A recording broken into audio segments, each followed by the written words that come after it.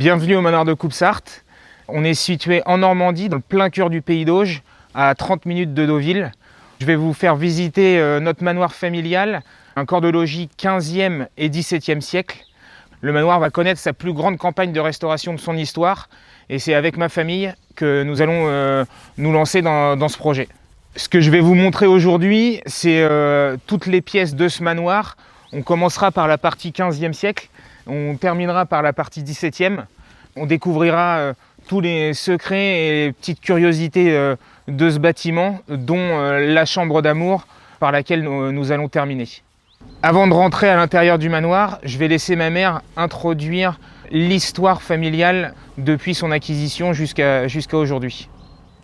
Avant de commencer la visite du manoir de Coupe-Sart, je voulais donc vous raconter l'histoire familiale de ce lieu. C'est Maxime ensuite qui vous en dira davantage.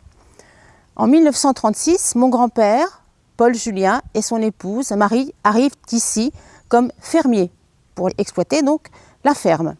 En 1945, la guerre survient.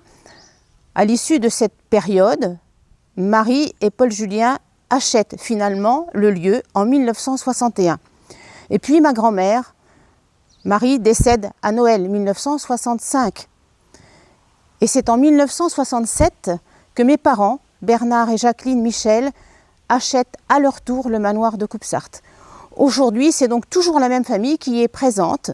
Et c'est Maxime, mon fils, qui a joué ici, bien sûr, pendant qu'il était enfant, qui va vous présenter plus en détail le manoir. Je vous invite donc à rentrer dans la partie 15e du manoir. Donc là, on se trouve dans la pièce principale du logis 15e au rez-de-chaussée. On retrouve juste ici la cheminée. Dans le manoir, deux doubles cheminées, une partie 15e, une partie 17e. On peut le voir sur la partie 15e, ce côté rustique de la cheminée. On a au centre de la pièce la poutre qui permet la structure du bâtiment. Seuls les murs de l'enveloppe soutiennent le manoir et aucun mur porteur à l'intérieur, uniquement ces poutres transversales. Lors de la première phase de travaux qui va débuter, on va retrouver l'espace de la salle médiévale. Donc on va faire tomber le mur derrière moi afin de retrouver cet espace originel. L'idée, encore une fois, des travaux va être de retrouver au maximum ce qu'était le manoir au XVe siècle. Concernant les travaux, on se prépare à la plus grande campagne de travaux jamais réalisée au manoir de Coupe-Sart, qui va débuter à la fin de l'année 2025 sur une première phase qui va être la partie 15e siècle qui va durer un petit peu moins de 2 ans. Et ensuite, une deuxième phase, la partie 17e, qui durera également entre 2 et 3 ans. Le montant global des travaux est estimé à 3 millions d'euros. La phase 1 de la partie 15e, 1 million. Et la phase 2 sur la partie 17e, qui est estimée à peu près à 2 millions d'euros. On se retrouvera dans de nouvelles vidéos à la fin de la phase 1 sur le logis 15e et à la fin de la phase 2 sur le logis 17e. Pour ces travaux, nous avons la chance d'être accompagnés par nombre d'organismes, Vieille Maison Française, la Demeure Historique, la Fondation Airbnb, la Fondation du Patrimoine, les élus locaux et les donateurs à travers la campagne de dons qui a été lancée par la Fondation du Patrimoine. Et cette campagne de restauration qui est rendue possible grâce au soutien de la DRAC qui va nous accompagner et contrôler l'ensemble des travaux. Donc là, on arrive dans la salle à manger du rez-de-chaussée. Donc on retrouve la poutre transversale qui soutient la structure du manoir. La deuxième face de la cheminée 15e avec ses boiseries sur le pied. Les boiseries également en sous-bassement de la pièce. Et la particularité de cette salle va être le dallage qui est d'origine, que l'on va bien évidemment conserver pendant la campagne des travaux. Ce sont des dalles en pierre naturelle, des blocs de pierre taillés pour cette pièce, avec des épaisseurs qui vont jusqu'à plusieurs dizaines de centimètres pour certaines d'entre elles. Les cheminées, que ce soit partie 15e et 17e, sont actuellement condamnées. leur performance n'était pas satisfaisante. Donc mes grands-parents ont fait le choix de combler les conduits. La petite anecdote de famille, c'est que lors des premiers dîners de famille de mon père, lorsqu'il est arrivé, à Noël, la table était mise ici, des troncs d'arbres brûlés dans la cheminée. Les gens qui étaient dos au feu cuisaient, littéralement, tandis que les gens qui étaient en face étaient morts de froid, tellement le conduit aspirait toute la chaleur de la cheminée. Dans cette pièce, on voit le dernier mur de la partie 15e du rez-de-chaussée, et on va ensuite aller dans la cage d'escalier qui fait la transition entre le logis 15e et le logis 17e.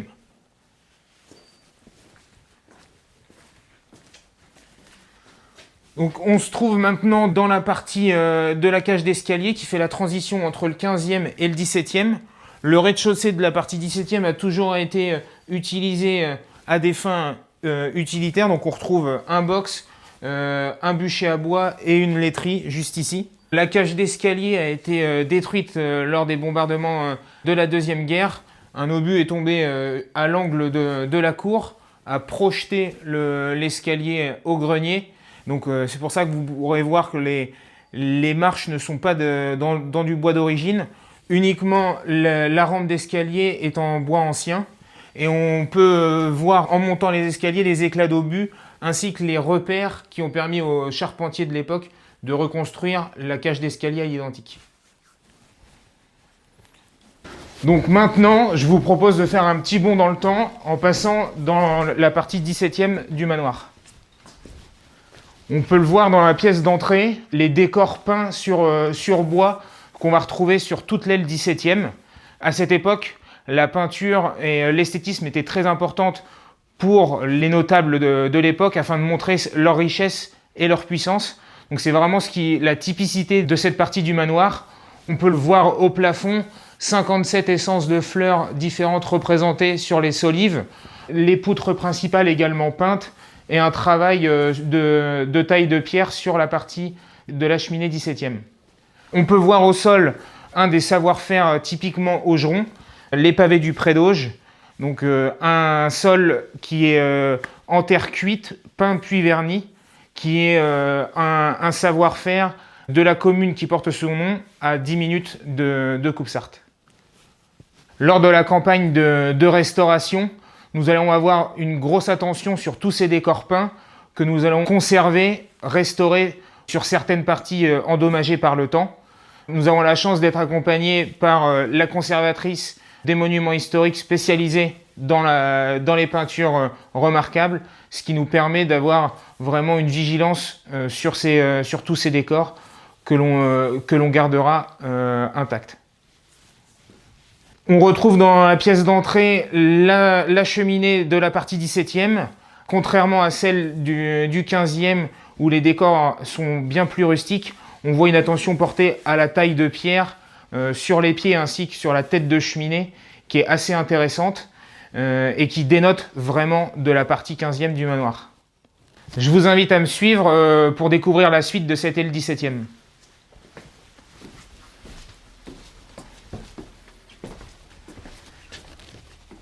Nous sommes maintenant dans le couloir de cette aile 17e où nous pouvons observer des décors peints à même le torchis, une technique qui est assez rare et très fragile de par le fait de la méthode de travail, où on peut voir vraiment ces décors très fragiles que l'on devra conserver et protéger dans ces restaurations.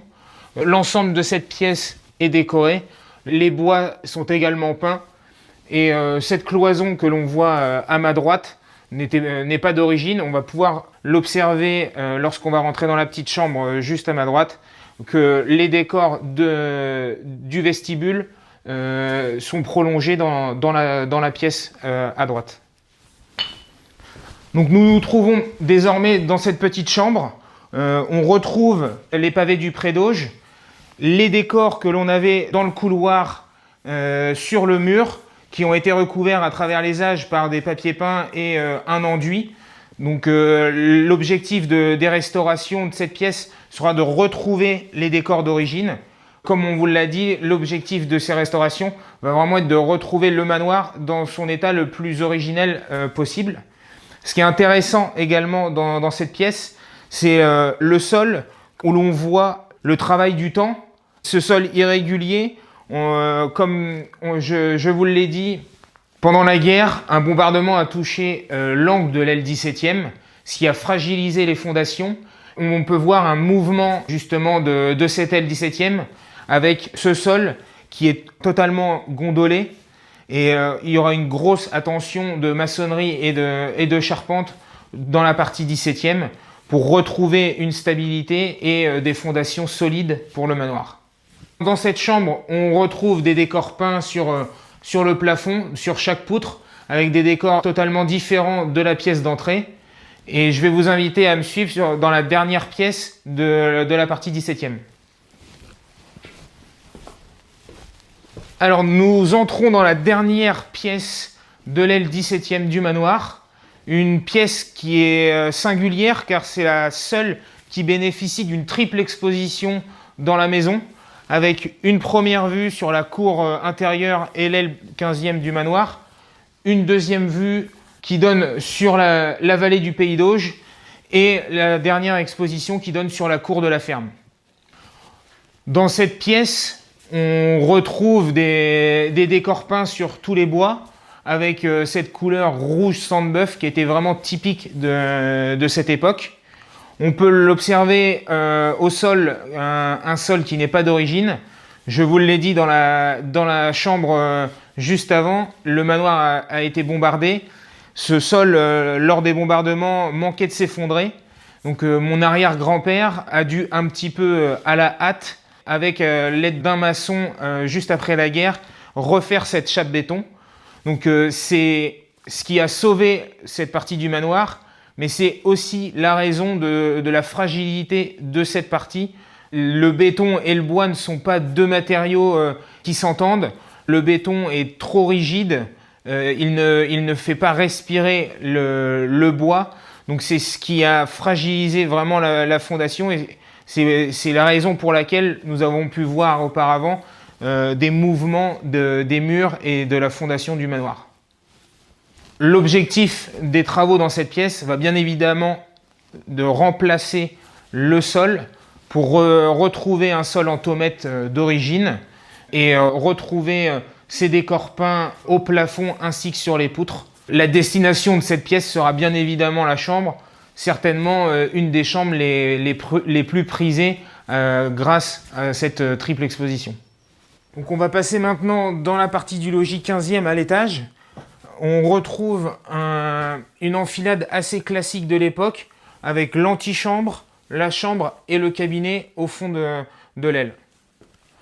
Nous allons monter dans l'antichambre un mur. On peut voir les traces dans les poutres de cette cloison qui devait être à l'époque. Le mur que l'on voit sera en partie ouvert, ce qui permettra d'avoir un accès à la chambre d'entrée sur une pièce d'eau. On va maintenant se diriger dans la pièce principale de l'aile 15e avec la chambre. On retrouve des pavés du Pré d'Auge au sol avec une diversité qui est assez impressionnante. On retrouve tous les motifs du Pré d'Auge, à savoir les motifs géométriques, les motifs de rosaces, les motifs fleuris, avec différents coloris, les couleurs plutôt à fond vert, à fond rouge. Dans la phase de travaux, nous allons vraiment avoir une grosse attention sur la restauration et la conservation en l'état de ces pavés du Pré d'Auge, avec quelques poses et déposes sur certains pavés qu'il nécessite. Donc on retrouve également dans cette pièce les poutres qui permettent la structure de l'édifice. Lors de cette première phase de travaux, nous allons nous attarder sur la poutre proche de la cheminée, comme vous pouvez le voir, qui nécessite une restauration en raison de ces fissures qui sont assez inquiétantes. Deux options étaient réalisables, soit la dépose et la repose d'une poutre, ou alors de passer par les combles où l'on ira juste après, afin d'installer une structure métallique, une poutre métallique que l'on viendrait visser sur cette poutre qui ne deviendrait qu'une poutre d'ornement. La solution choisie est cette dernière, d'installer dans les combles une poutre métallique, l'idée étant de toucher au minimum la structure actuelle du manoir afin d'éviter de la fragiliser.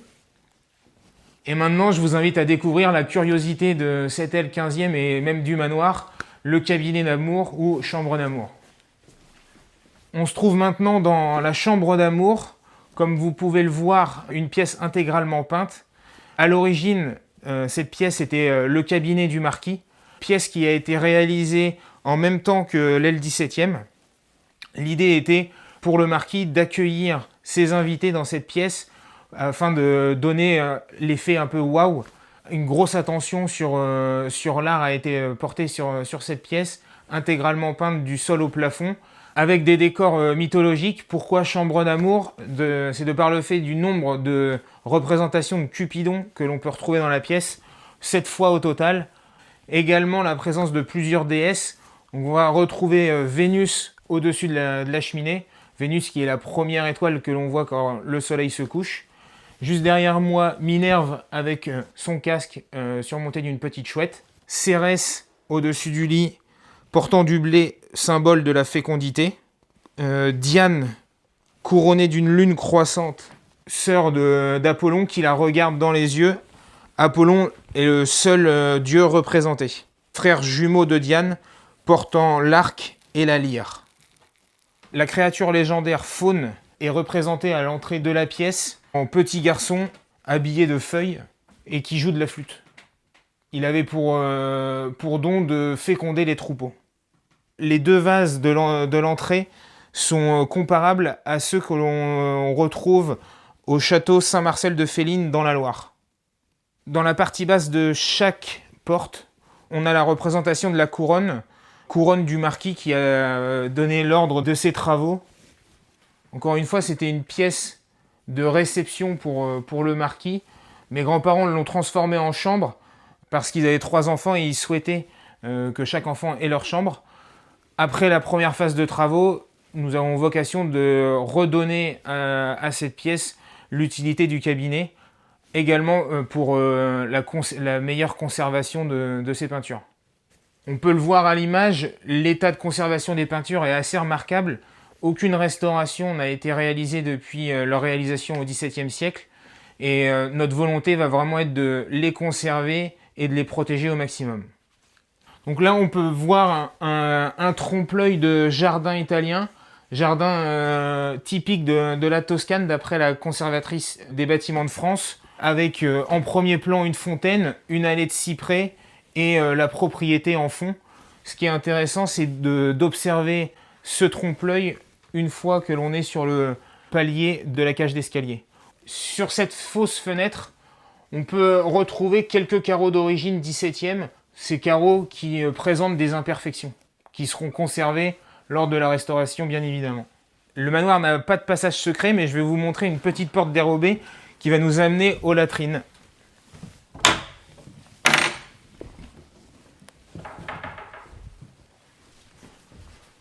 Hop. Chaque tourelle du manoir a pour utilité les commodités et on conservera cette utilisation à la suite des travaux. Cette tourelle-ci va nécessiter les plus gros travaux de restauration. Des cercles en métal ont été installés pour renforcer la structure de la tourelle. Ces derniers vont être retirés et un gros travail de charpente va être réalisé sur cette tourelle. En parlant de charpente, je vous invite maintenant à aller dans les combles pour voir celle du manoir. Je vous emmène maintenant dans les combles de la partie 15e du manoir. Petite anecdote sur cette porte où l'on retrouve des motifs en plis de serviettes. C'est très certainement la porte la plus ancienne du manoir. Ces combles du manoir n'auront pas vocation à être restaurés. Nous allons faire un travail d'isolation et comme je vous l'ai dit dans la pièce principale de la partie 15e, c'est ici que l'on installera la structure métallique que l'on viendra visser à la poutre afin de soutenir la structure. Un travail de protection du cabinet de la chambre d'amour va être réalisé pour la protéger du feu et des infiltrations. Maintenant que vous avez vu la charpente, je vous laisse me suivre à l'extérieur du bâtiment afin de vous expliquer les petites spécificités architecturales de l'extérieur du manoir. On se trouve à présent dans la cour intérieure du manoir où l'on peut voir vraiment les deux corps de logis, la partie 15e en face de moi et la partie 17e sur la partie gauche. Vraiment une architecture typique du 15e avec le rez-de-chaussée et ses encorbellements pour le premier étage. On peut voir un dessin de tuileaux qui est totalement différent entre le 15e et le 17e. Un travail bien plus précis du tuileau sur la partie 17e, des entrecolombages. Dans ces maisons du 15e et du 17e siècle, comme je vous l'ai dit, seuls les murs de l'enveloppe sont porteurs. Ce sont vraiment les poutres que vous voyez sur la façade qui maintiennent toute la structure du bâtiment. Poutres apparentes sur la partie 15e et qui ne sont pas apparentes sur la partie 17e. Sur la partie 17e, vous pouvez voir l'allège à croisillon qui a été fait également sur toute la partie 15e au moment de la restauration du manoir et de l'agrandissement, afin de donner une dimension esthétique au bâtiment plus marquée que les entrecolombages en tuiles de la partie 15e. Toute la structure du premier étage de la partie du logis 15e repose sur cette poutre qui part de la cage d'escalier jusqu'au pignon. Et cette poutre va nécessiter des travaux de restauration l'année prochaine dans la première phase de travaux. On peut voir 4 lucarnes identiques sur la façade du manoir. Les 2 lucarnes du corps du bâtiment 15e ont été démontées puis remontées sur les bâtiments agricoles lors de l'extension au XVIIe siècle, car les lucarnes, comme vous pouvez le voir, avec ce motif trilobé, étaient bien moins majestueuses que celles qui ont été remises à l'époque XVIIe.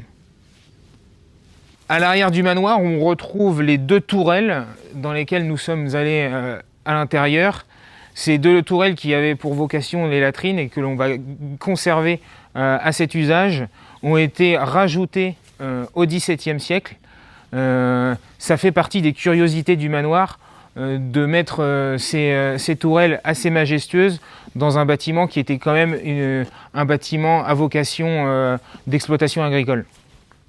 Une des spécificités du manoir de Coupe-Sarthe sont ces douves en eau qui sont alimentées naturellement par le ruisseau. Ces douves offrent justement ce côté majestueux au lieu et permet d'avoir cet effet miroir que l'on retrouve à l'arrière du bâtiment qui agrandit le lieu. Malgré le fait que le manoir soit construit sur ces douves en eau, on a la chance d'avoir aucune infiltration de par le savoir-faire de l'époque des artisans qui arrivaient à construire une maison en bois sur l'eau sans que l'eau ne s'infiltre à l'intérieur. On peut voir au bout de l'aile 17e ces dommages sur les fondations du manoir causés par le bombardement pendant la guerre qui a donné justement ces mouvements du bâtiment. Et on peut également voir le mur du manoir qui penche assez dangereusement vers l'intérieur de la cour. On a terminé le tour du manoir extérieur et intérieur. Comme je vous l'ai dit, on se lance dans un projet titanesque de restauration globale du bâtiment, un projet familial, mais comme je vous l'ai dit à l'intérieur, nous ne sommes pas seuls, on est accompagnés par les différents organismes, mais surtout nous avons la chance de pouvoir nous appuyer sur notre architecte et une équipe d'artisans qualifiés, spécialisés dans chacun de leurs domaines, reconnus pour leur savoir-faire, des compagnons du devoir, des références dans chacun de leurs corps de métier. Le manoir est ouvert tous les jours de l'année gratuitement pour venir profiter des extérieurs, volonté familiale depuis l'acquisition par mon arrière-grand-père et volonté qui continuera après les restaurations du manoir.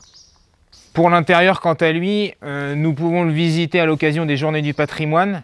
Cela fait 2 ans que nous avons ouvert le manoir. Les visites lors des Journées du patrimoine vont bien évidemment être adaptées ces prochaines années lors des travaux. Mais même si le manoir reste un bien familial, on considère qu'il appartient vraiment au patrimoine français. C'est pour cela qu'on a toujours cette volonté de le faire partager aux passants qui souhaitent venir le visiter.